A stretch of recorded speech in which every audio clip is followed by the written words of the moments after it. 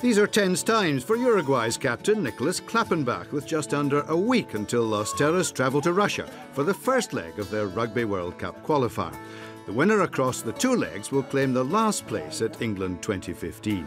There's some recent guide to form. They played in a test in June, Uruguay winning 13-6. As the captain of this side, I think we have a very positive attitude going into this match. This mentality comes about as a result of the chance we had to play against Russia and the success we had against them. This, of course, gives us the boost we need, and we have started to believe that we really have a chance to qualify, an even better chance than in previous years. But we also feel nervous, because these are two matches in which we have to perform at our very best to win and overcome tough opposition in order to make it to the World Cup. They blew their first opportunity at World Cup qualification earlier this year, losing over two legs to the USA. But victory over Hong Kong has left just the Russians standing in their way. One of our strongest attributes, and something we have done very well in the latest games, is that we managed to dominate the opposite team, and our scrum has given us a real advantage. Another strong point we have is how united we are as a team.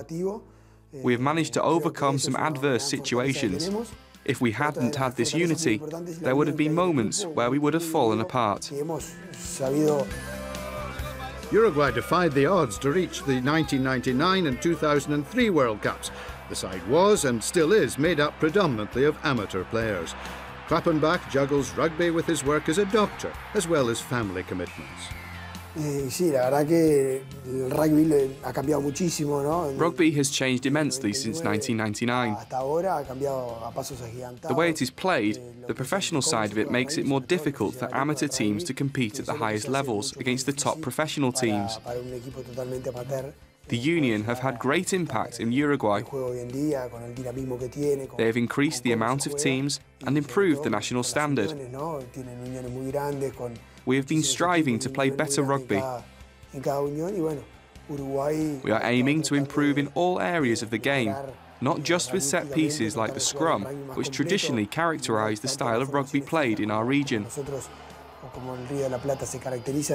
Today, we are trying to play a more precise type of rugby, an expansive type of rugby which utilises our wingers. We want to be more modern in our approach and play total rugby.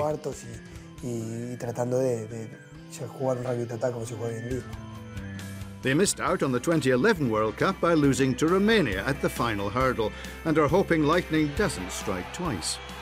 I have a few friends who have had the chance to play in a World Cup. I imagine it's an amazing experience for every player who has competed at one, regardless of what the team may achieve once they are there. It's a once-in-a-lifetime experience being able to play against some of the best players in the world. Seeing them, bumping into them, it must be really amazing.